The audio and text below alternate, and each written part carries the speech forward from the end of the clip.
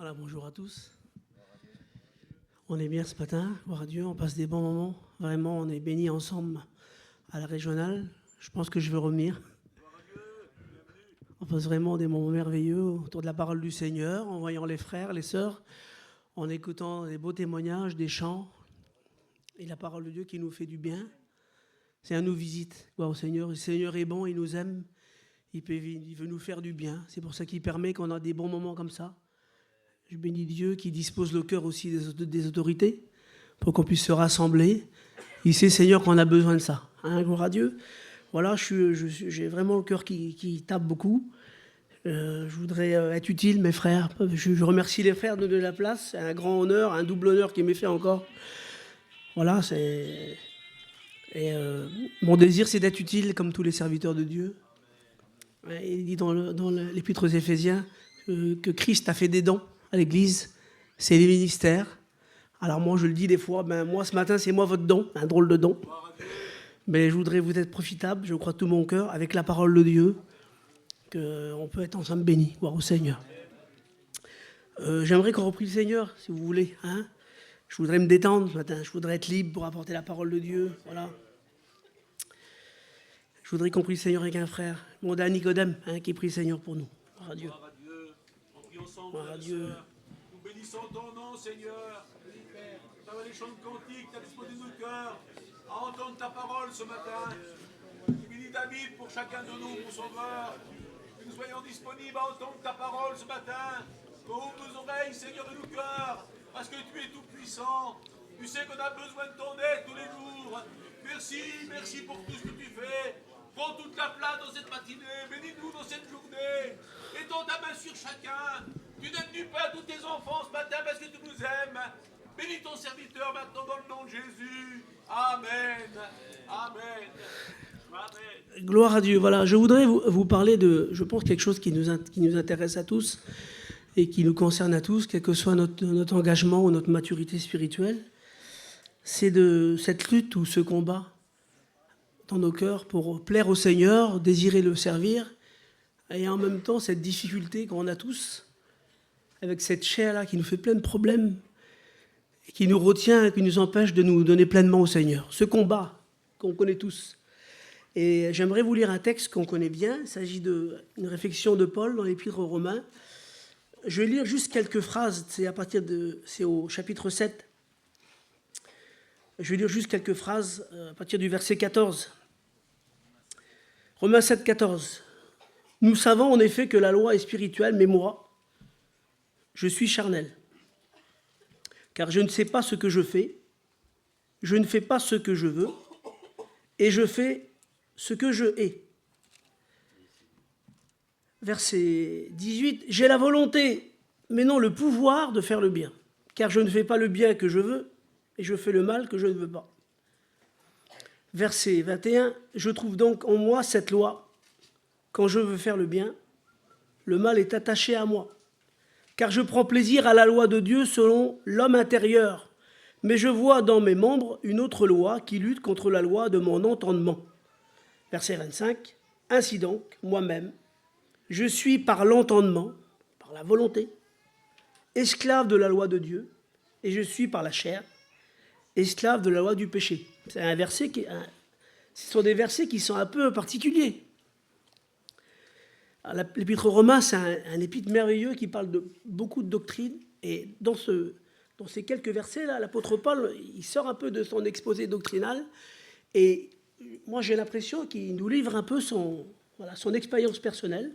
Alors certains ont dit qu'il parlait de sa vie passée. C'est une interprétation qui est possible. Mais moi, quand je lis ces lignes-là, mes frères, je ne sais pas pour vous, mais moi, je m'y retrouve assez quand même. J'ai l'impression de vivre aussi, moi, ça. Je ne me semble pas que c'était avant. Il me semble qu'aujourd'hui, même si je suis un chrétien depuis quelques années, je vis ce combat-là, cette difficulté. Ce bon désir, selon mon entendement, mon désir, selon mon être spirituel renouvelé par le Saint-Esprit, un bon désir de plaire à Dieu. Mais en même temps, je dois bien avouer que parfois, j'ai l'impression d'être retenu, pour ne pas dire des fois poussé, dans une mauvaise direction. Et c'est de ça dont j'aimerais vous parler ce matin.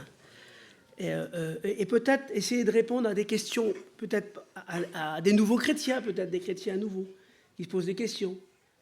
et peut-être aussi à des chrétiens qui ont ce combat qui est difficile. Et je voudrais leur dire qu'il faut continuer de combattre parce que c'est important, l'enjeu est important.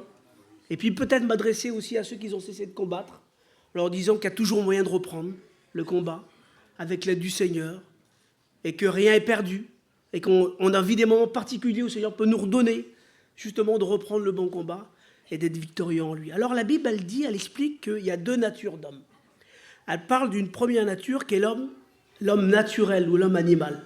Et Paul explique dans l'Épître aux Corinthiens, chapitre 2, verset 14, que l'homme naturel ne reçoit pas les choses de l'esprit. Elles sont une folie pour lui. Il ne peut pas les concevoir.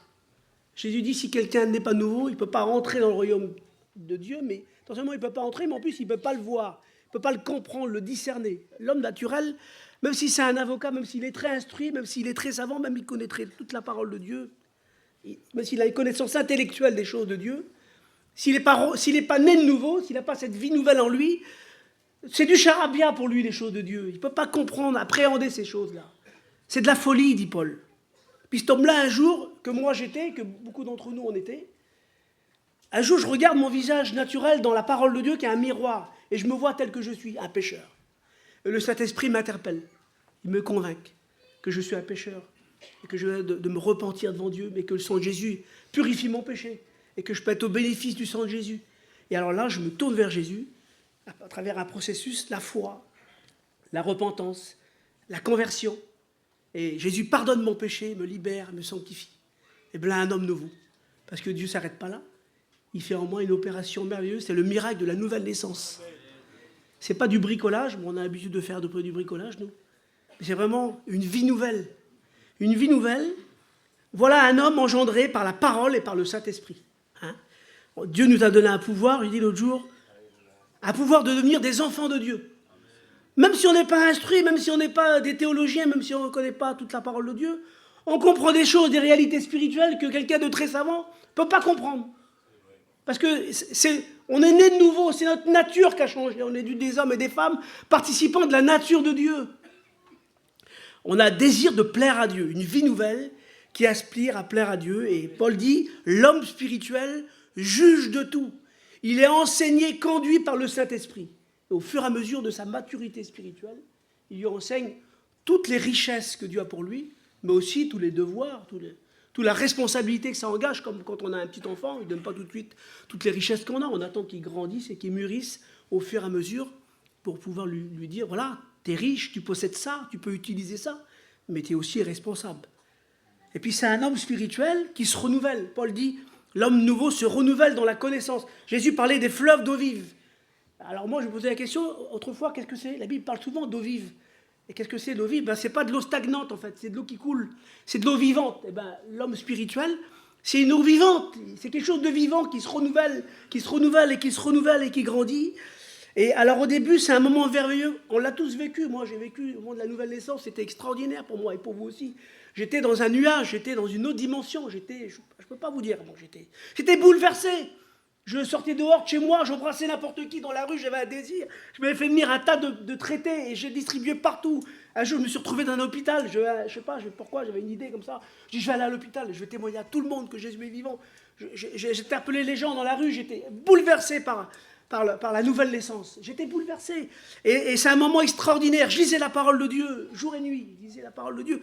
J'avais l'impression que ça passait directement ici sans passer par là. C'était unique comme expérience. Ça me nourrissait, ça me faisait du bien. C'était un moment extraordinaire, on l'a tous vécu ce moment. Puis au bout d'un moment, je suis redescendu un petit peu sur terre et je me suis aperçu qu'il y a quelqu'un qui était là, que j'avais oublié en fait. C'est l'ancien homme. Moi je croyais qu'il n'était plus là. Je croyais que c'était fini. Mais à un moment donné, je me suis rendu compte que cette ancienne nature-là, elle était toujours là.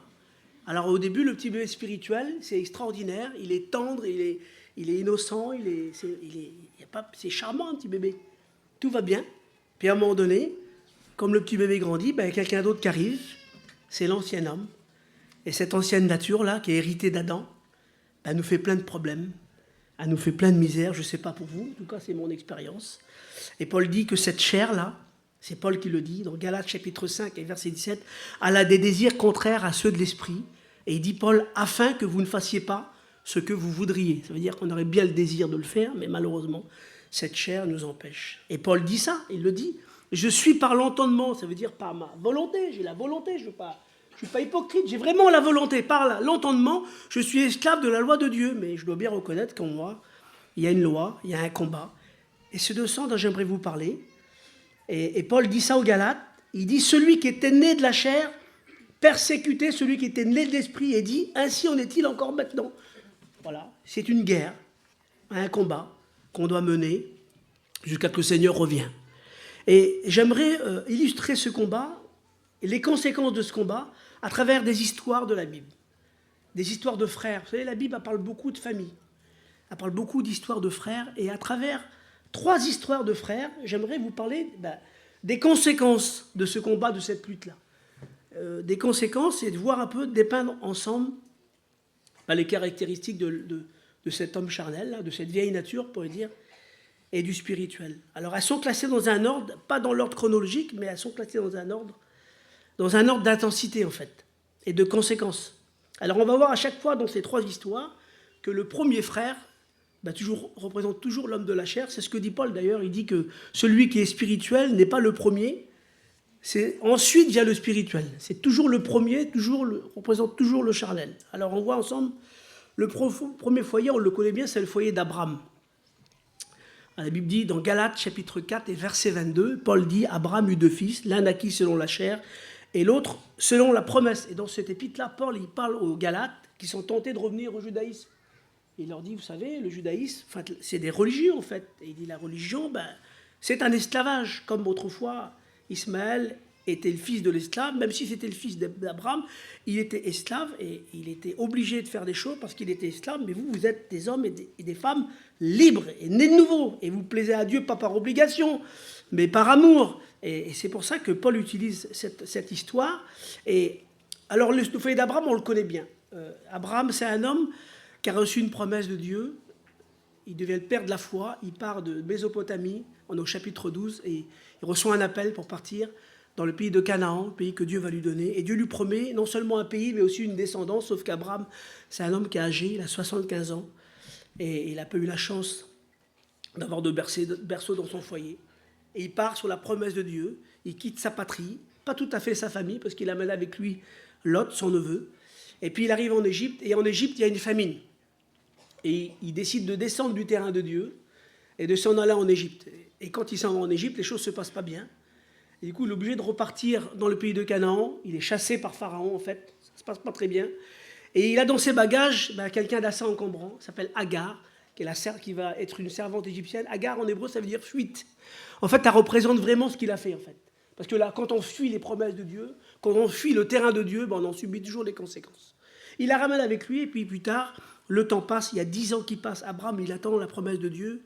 Et il va décider, on en a parlé l'autre jour, devancer un peu les choses, et il va épouser donc cette servante comme concubine. À l'époque, c'est pas trop un problème, c'est un peu la coutume de l'époque. Et elle va lui donner un fils. On le connaît, son fils. C'est le premier fils d'Abraham. Il s'appelle Ismaël. Et alors, avant de naître Ismaël, déjà, c'est déjà l'occasion d'une dispute. C'est déjà l'occasion d'un conflit avant qu'il naisse. Ils se disputent, les femmes, et à un moment donné, Sarah va chasser sa servante. C'est déjà un sujet de conflit. Et Dieu va lui parler à sa mère, il va lui dire, ton fils, il va le décrire. Il va dire Ismaël. Ismaël, ça veut dire Dieu entendra. Ça veut dire, il fera écouter Dieu. Ou Dieu entendra à cause de lui. Et Dieu va le décrire. C'est vraiment l'homme de la chair, la nature charnelle. Il dit, ce sera un âne sauvage. C'est-à-dire, ce sera un homme indomptable. On ne pourra pas le dompter. Et ça sera, sa main sera contre tous, et la main de tous sera contre lui. Ce sera un homme de conflit.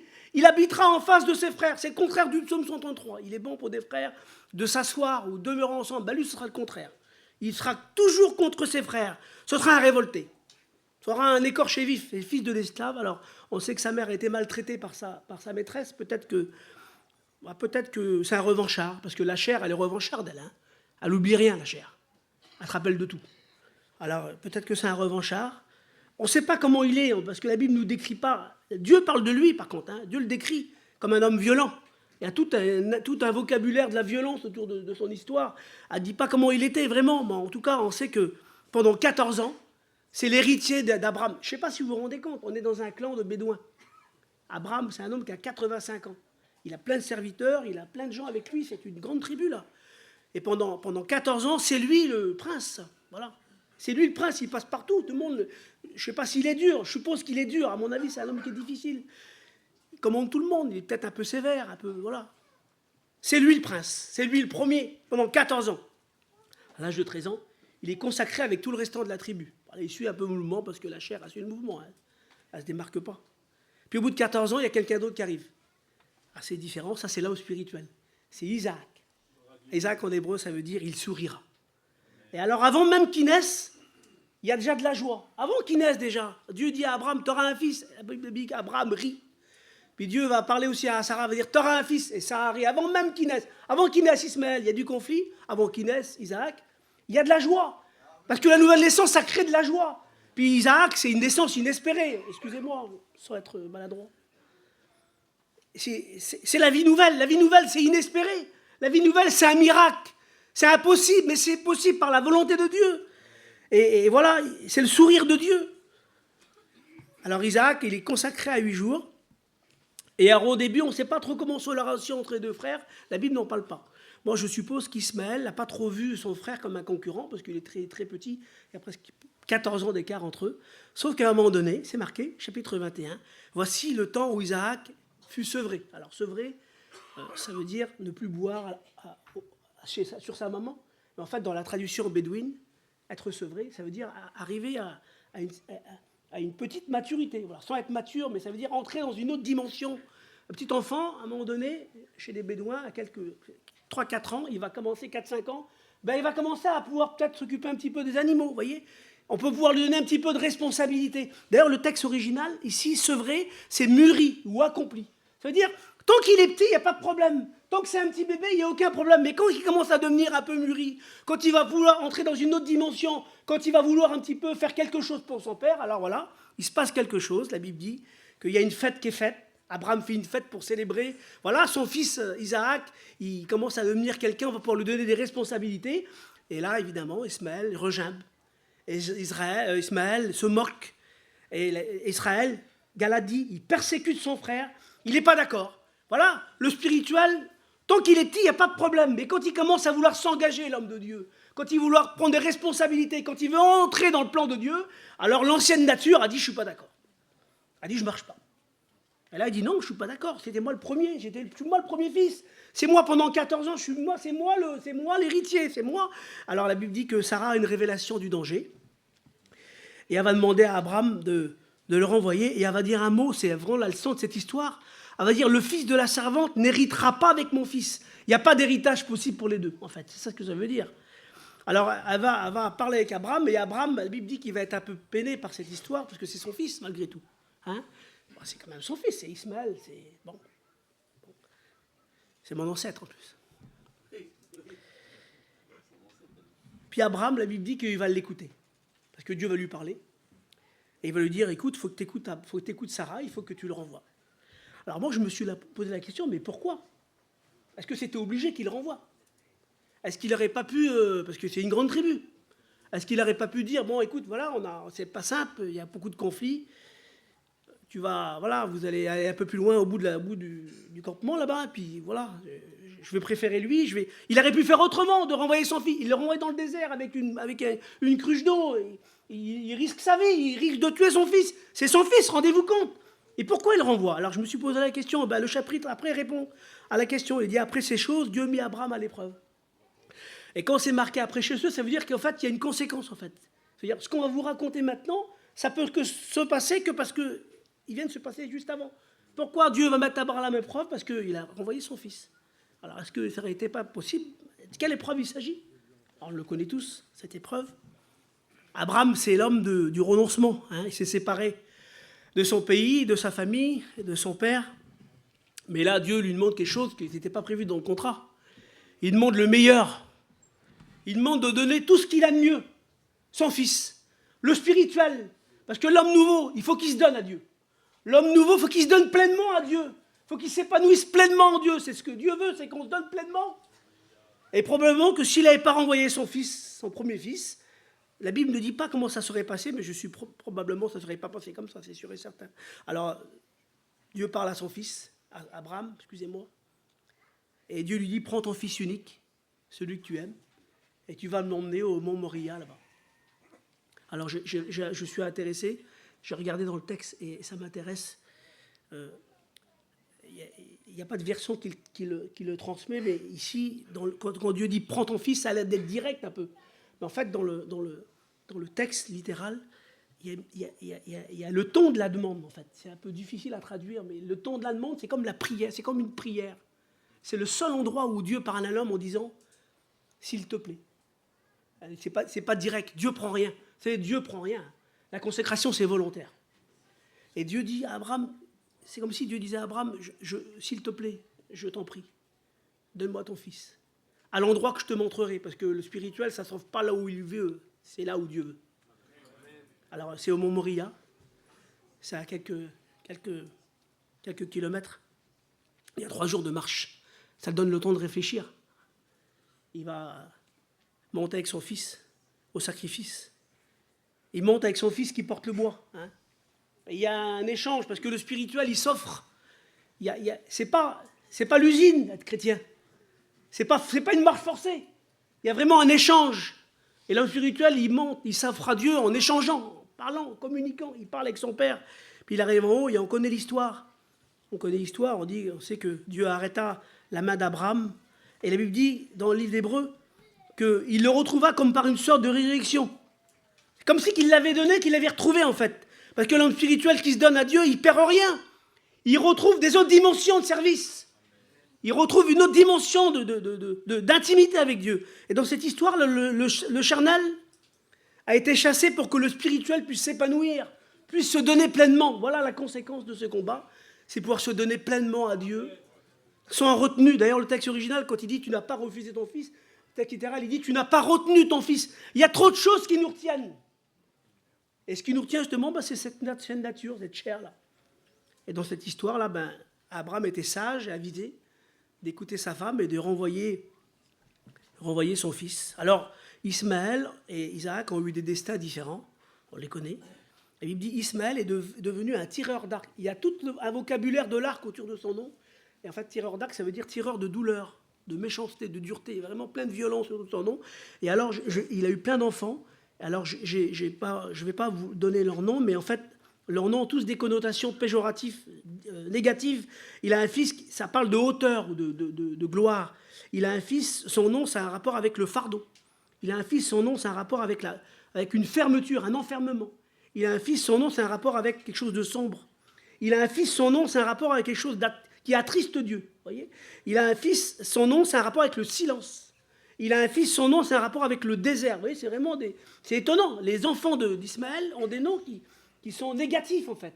C'est vraiment le fruit de la chair, tout ça. Alors qu'Isaac, ce n'est pas le même garçon. Isaac, c'était un berger. Et cet homme-là, il a passé sa vie à déboucher des puits que son père avait creusés. Il leur a donné le même nom. En fait, les ennemis, son père avait creusé un puits, les ennemis avaient bouché le puits, et lui, débouchait le puits que son père avait creusé, et il disait, comment qu'on va l'appeler? Mon père, il l'appelait comment? Il l'appelait comme ça. Appelons-le pareil.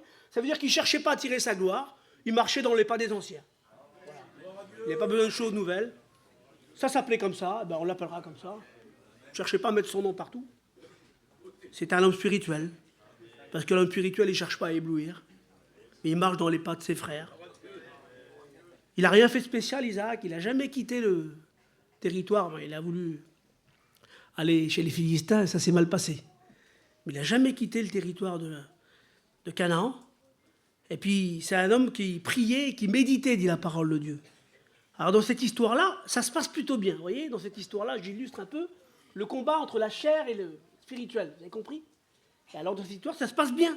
Parce que le spirituel a été chassé pour que le charnel a été chassé pour que le spirituel puisse s'épanouir et se donner pleinement à Dieu. Mais il y a une autre histoire dont j'aimerais vous parler maintenant, et c'est le foyer qui suit. Là, c'est un peu plus compliqué. Il s'agit donc du foyer d'Isaac, cette fois-ci, qui a eu aussi 2 garçons, et qui a vécu à peu près la même situation. Alors, ces 2 garçons, c'est 2 jumeaux, on les connaît. On est au chapitre 25 de la Genèse, il s'agit d'Ésaü et de Jacob. Et sans gêner personne, il dit qu'avant leur naissance, déjà, ils étaient en guerre.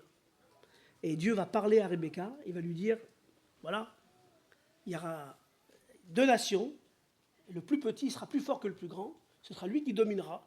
On va dire, il n'y aura pas d'équilibre possible. Et c'est une des leçons de cette histoire, c'est qu'il n'y a jamais d'équilibre possible. Et excusez-moi, je ne veux pas vous gêner ni être maladroit, mais ne croyez pas ceux qui vous disent qu'il faut être équilibré. Parce que l'équilibre n'est pas possible. Entre le charnel et le spirituel, il n'y a pas d'équilibre. Il y aura toujours un qui sera plus fort que l'autre. C'est un peu la leçon de cette histoire. Alors le premier-né, c'est Ésaü. Alors le premier-né, c'est Ésaü. Alors Ésaü, ça vient d'un mot qui veut dire faire. Ésaü, c'est l'homme de l'action, en fait. L'homme de la chair, c'est l'homme de l'action. C'est l'homme qui fait des œuvres. D'ailleurs, la Bible parle des œuvres de la chair. Parce que l'homme de la chair, lui, il est religieux. Lui, il aime bien faire des choses, l'homme de la chair. Le charnel, lui, il met tous les chaises du chapiteau, là. Le charnel, il ramasse toute la place, tous les papiers, il n'y a pas de problème. Et je vais dire des mots, je ne veux pas être déplaisant. Le charnel, il prend 5 fois le culte, ça ne dérange pas, lui. Le charnel, c'est l'homme des choses, qui fait des choses. Il aime bien faire des choses, lui. Vous voyez? Et alors, son nom, on l'appelle Ésaü, hein, ou Esav. Et alors, son nom, on l'appelle aussi Édom. Édom, ça veut dire rouge. Alors, ça vient du mot Adama, ça veut dire la terre. C'est l'homme de la terre. L'homme de la chair, c'est l'homme de la terre. La Bible dit que c'était un chasseur. Il connaissait la chasse.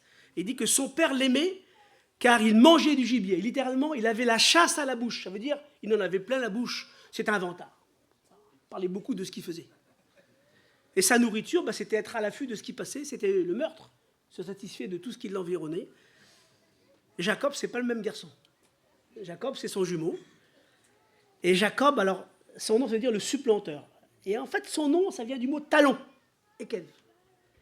En fait, l'idée, c'est ça. C'est quelqu'un qui est passé devant vous, il y avait une course. Mais il est passé devant. C'était vous qui devez gagner, mais il est passé devant. Et comme il est passé devant, au lieu de vous avoir vaincu, vous êtes combatif, comme Jacob. Et vous attrapez son talon. Et vous dites, même qu'il est passé devant, je ne me laisserai pas faire, je gagnerai. J'irai jusqu'au bout. C'est un peu ça son nom. Son nom, c'est vraiment toute sa vie.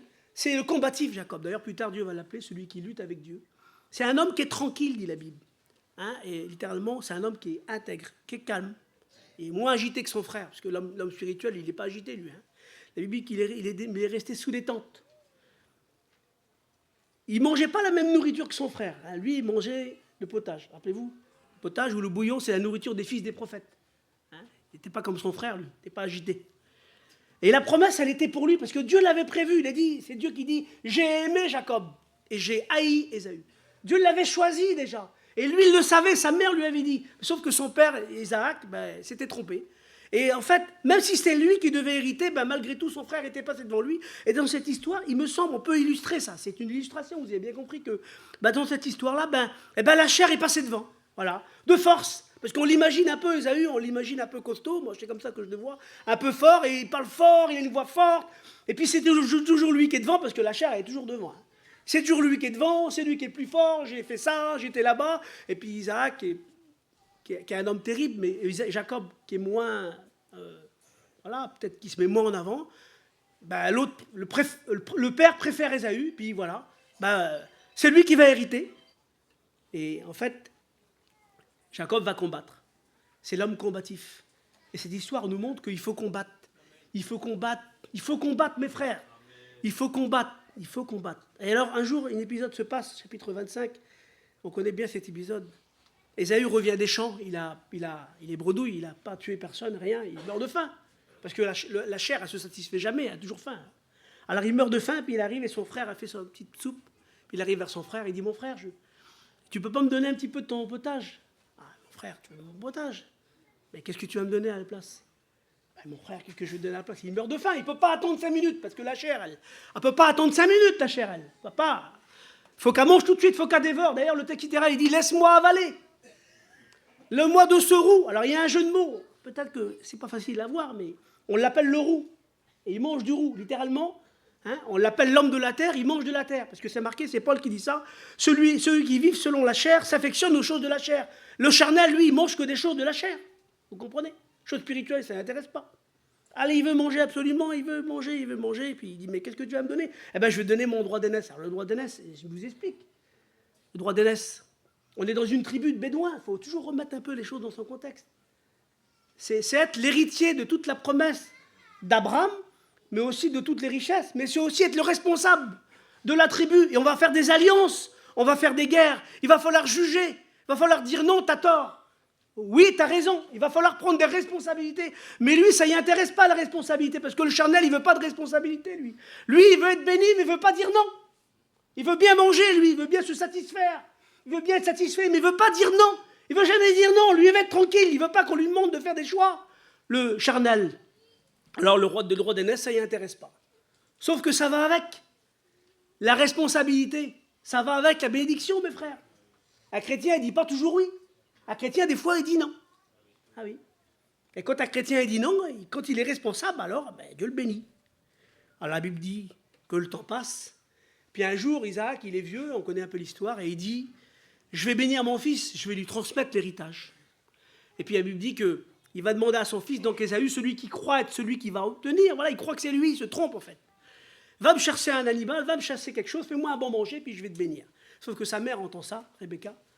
Elle sait, Dieu lui a parlé. Dieu lui a dit que ce serait Jacob. Il faut qu'elle remette les choses dans le bon ordre, comme Dieu veut.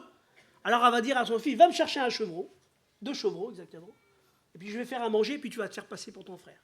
Alors la Bible dit qu'il prend la peau du chevreau, il la met sur lui, plein de choses à dire, mais je ne veux pas entrer dans les détails de cette histoire. En tout cas, il s'approche de son père qui voit plus clair, il se fait passer pour son frère, et son père pose ses mains sur lui, il y a un peu d'hésitation, il s'inquiète un peu, pas sûr que c'est vraiment lui, je suis convaincu qu'au fond de lui-même, il sait très bien qu'il est en train de se faire rouler. Peut-être qu'à un moment donné, les paroles de sa femme résonnent dans son cœur. Elle a sûrement dit, sa femme, tu te trompes.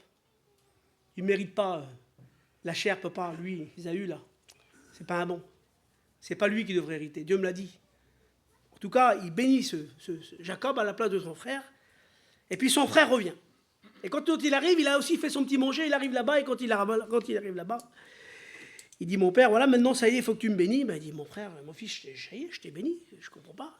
Ça y est, mais non, mon père, tu peux pas, c'est moi ton fils Ésaü, je t'ai préparé, comme tu m'as dit, un gibier, mais non, mon fils, non, il le sait très bien, en fait, Isaac, il le sait très bien, il a très bien compris, en fait.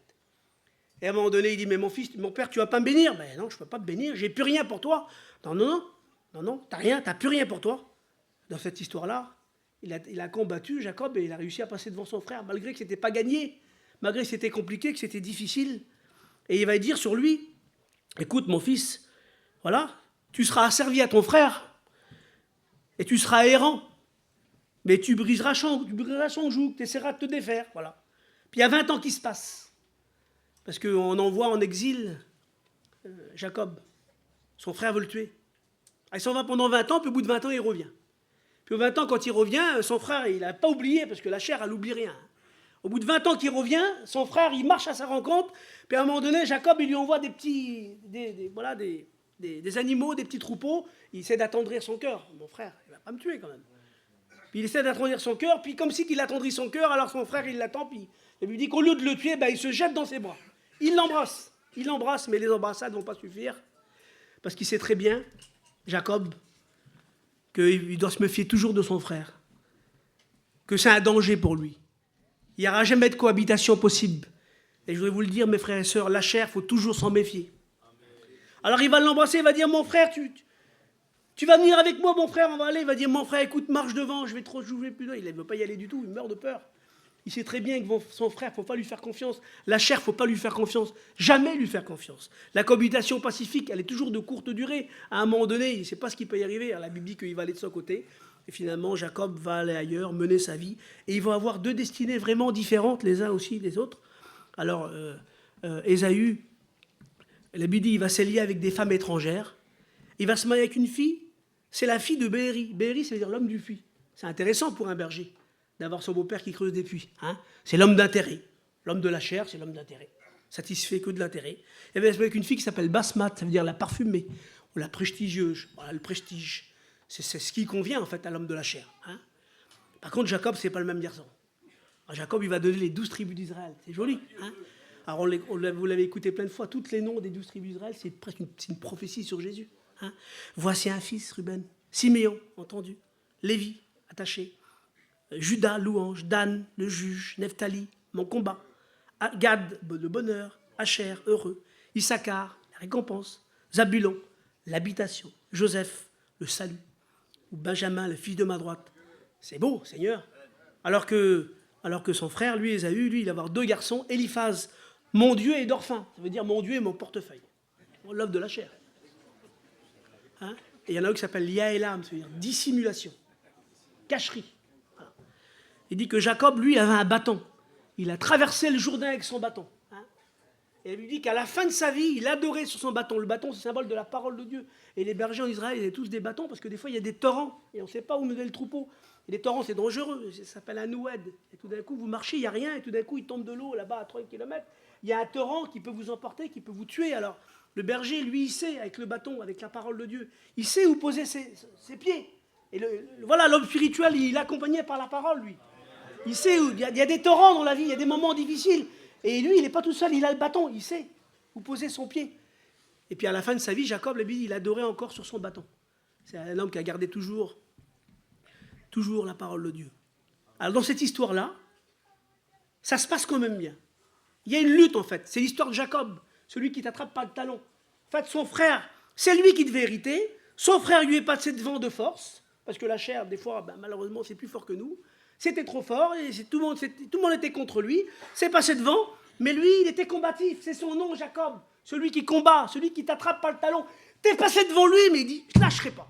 Ah Seigneur, je ne lâcherai pas, je combat jusqu'à la fin. Mais c'est vrai qu'il est passé, mais je ne veux pas, j'accepte pas la chair, je ne veux pas qu'elle me gagne. Je ne veux pas qu'elle me gagne. Alors il l'attrape, il est peut-être l'air ridicule à l'instant, mais lui, il dit, je ne lâche pas, je l'attrape par le talon. Et à la fin, je gagnerai. Et c'est ce qui se passe à la fin. Il renverse les circonstances, parce que Dieu l'avait prévu comme ça. C'était lui qui devait hériter. Il renverse les circonstances, et finalement, c'est lui qui va hériter de la bénédiction de son père et de la bénédiction d'Abraham. Donc, dans cette histoire, ça se passe quand même un peu bien, même si c'est un peu compliqué. Ça illustre que la chair, il ne faut jamais lui faire confiance, parce que 20 ans après, il remonte des comptes, et heureusement qu'il ne l'écoute pas, qu'il ne va pas avec lui, parce que sinon, il aurait sûrement mal terminé. La troisième histoire, elle est plus dramatique. Et en fait, elle nous ramène encore plus avant. Il s'agit de l'histoire du foyer de nos parents, ça s'appelle Adam et Ève. Et dans cette histoire aussi, il y a deux frères. Il y a aussi deux frères. Alors on les connaît bien, ces frères-là. Le premier, c'est Caïn, ça veut dire possession, ou jalousie aussi. Et la Bible dit que ses œuvres étaient mauvaises, et Jean dit qu'il était du malin. Alors il était laboureur, littéralement, il était travailleur de la terre. Même, on pourrait dire, esclave de la terre. C'est aussi une traduction. Alors voilà, cette terre qui était maudite, là, lui, il l'a travaillée. Et la Bible dit qu'il va offrir à Dieu une offrande, on connaît cette histoire. Et son offrande, c'est un peu un défi à Dieu. C'est un peu une façon de dire, voilà, tu vois la terre, là, tu l'as maudite, toi. Toi, tu as dit qu'il poussera avec des ronces. Eh bien, moi, je vais te montrer qu'à cause que je travaille dur, et à cause que moi, je fais des efforts, parce que la chair a fait toujours des efforts. Hein. C'est toujours des œuvres, la chair, qu'a fait. Moi, avec mes œuvres, avec mon travail, avec mes efforts, ce que toi, t'as maudit, moi, je vais faire quelque chose de bien avec. Et toi, je te l'offre. Toi, c'est pour te montrer que toi, moi aussi, je fais quelque chose de bien. Alors, c'est un peu compliqué, son offrande. Et il s'attache, c'est un homme de la terre. Et la Bible dit qu'on connaît l'histoire. On dit que Dieu n'agrée pas son offrande. Alors, son frère, lui, c'est différent. Son frère, c'est Abel, ça veut dire le souffle, la vapeur. Ça veut presque dire la rosée, en fait, son nom. Hein, c'est celui qui rafraîchit, parce que le spirituel, ça rafraîchit, mes frères. Hein. Et c'est l'homme spirituel qui a une vapeur, qui sait qu'il n'est que de passage, en fait, qu'il n'est qu'un souffle. Et lui, il n'offre pas pareil, c'est un berger, dit la Bible. L'autre, il offre son travail. Vous voyez, la chair, elle offre du travail. Alors que lui, il offre de l'amour. Il offre une brebis, de l'affection. Une brebis, c'est de l'affection, de l'amour. Il offre ce qu'on offrait au temple, en fait. Il offre à Dieu le premier-né et la graisse du troupeau. La graisse, c'est ce qu'on offrait à Dieu. Et la Bible dit que Dieu porta un regard sur son offrande à cause de son attitude de foi, alors qu'il ne porta pas un regard sur l'offrande de son frère. Et son frère est hérité, et il est jaloux.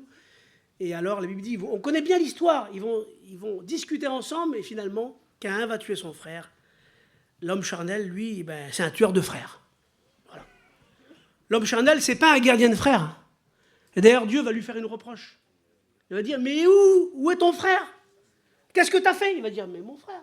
Et moi, c'est une reproche à Dieu qu'il fait. Est-ce que c'est moi le gardien de mon frère? C'est une façon de dire, c'est plutôt toi qui devais garder mon frère. Bon, c'est pas moi. Il fait encore une reproche, et on a le premier mensonge et le premier meurtre de l'histoire. Et la Bible dit que Dieu le maudit. Et Dieu lui dit, le sol là, la terre là, que tu aimes bien, cette terre que tu aimes là, que tu t'en mords après là, que tu tues pour produire quelque chose, elle ne donnera jamais satisfaction. Parce que la terre, elle ne nous donnera jamais satisfaction. Jamais, il dit. Et il dit, le sang de ton frère innocent, elle est comparée un peu comme de l'eau amère qui va faire que ce sol sera toujours stérile, ne donnera jamais rien de bon. Et Dieu va le marquer, il sera errant et vagabond, littéralement agité. Et il portera la marque d'avoir tué son frère, parce que quand on tue les frères, on porte toujours la marque. Toujours la marque. Et la Bible dit que le sang d'Abel parle encore, quoique mort. Il parle d'un bon témoignage d'un homme qui a donné ce qu'il avait de meilleur pour Dieu et de la méchanceté de son frère. Alors ils ont aussi une postérité. Alors Caïn, je ne vous dis pas les noms, ce n'est pas nécessaire, mais les significations sont toujours intéressantes. Un de ses fils s'appelle enfermé. Un de ses fils s'appelle effacer Dieu. C'est quand même particulier. Il y a un de ses fils s'appelle Lémec, ça veut dire puissant. C'est symbole de la vengeance dans les Bibles. La chair, elle zonge. Hein.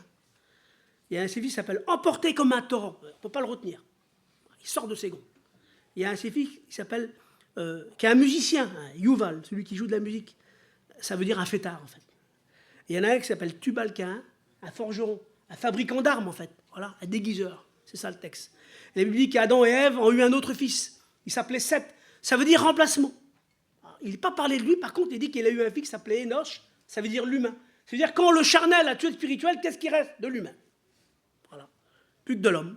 Quand le spirituel est mort, il reste que de l'homme. Que de la religion. Paul dit, il parle de ça. Il dit, il explique, quand le charnel prend le dessus, Romains 8, nous marchons selon la chair. Nous vivons selon la chair. Nous combattons selon la chair. Nous prenons des résolutions ou des décisions selon la chair.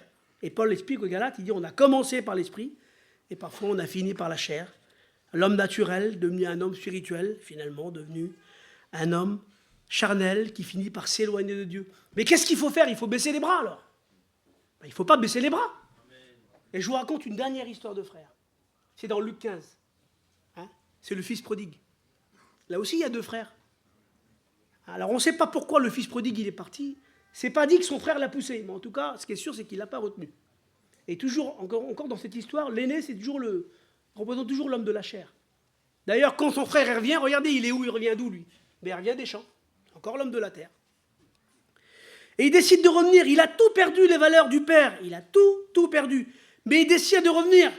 Et son père l'attend. Il a tout perdu, mais il y a quelque chose qui y reste. Vous savez ce qui y reste? Il se rappelle de l'amour du père. On peut avoir tout perdu du spirituel, mais il faut se rappeler de l'amour du père.